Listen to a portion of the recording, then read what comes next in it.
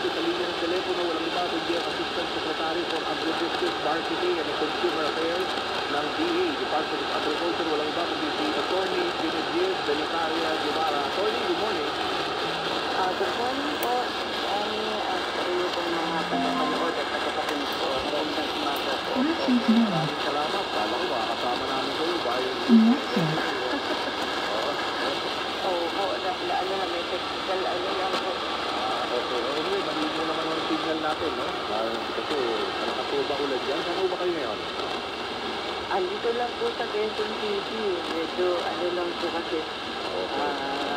Meron ako sa aking laptop. Okay. Anyway, Attorney, kasi gusto lang natin malaman, salamat po sa inyong mga pagpapaula ko dito sa Approvian Teleradyo, no, BGMS. Yung tungkol dito sa mga hinayang na tupad workers, para dito sa kadiwa ng Pangulo, roll out, ilan ho ba kakailanganin natin mga tupad workers para dito sa programang ito?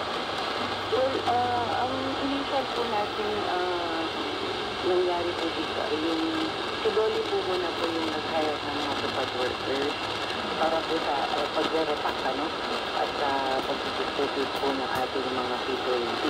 Ang nangyari po, sila po ay nagpadala ng mga tupad workers para sa repacking sa ating mga organisasyon na sumali po dito sa initial rollout natin ng P20. Initially po, meron po tayo mga 60,000 po no, na beneficiaries. So, nag-hire po sila ng, pero nag-hire po sila siguro kasi mga organisasyon po nila mga almost 200, 300 po yung na-hire nila para sa repacking. Kung sinabi yung 16,000, ano yun? Yung mga tupad workers po? Hindi po, beneficiaries po dyan. Kaya po yung nag-hire nila kasi nationwide po ito. So, sinulungan po nila kami sa repacking. Subscribe sila. Kasi spread out to nationwide, diba? So marami ang kailangan gagawin yung market. So kailangan to, ang naka-assure na sa inyo ng dole, 200 to 300 spread out dito. Sa buong system ko na. Tama ba mga 3,000 KNC outlet? Or let's just go to the market para hindi makalapit ang kanila. Yung sa 3,000 kasi,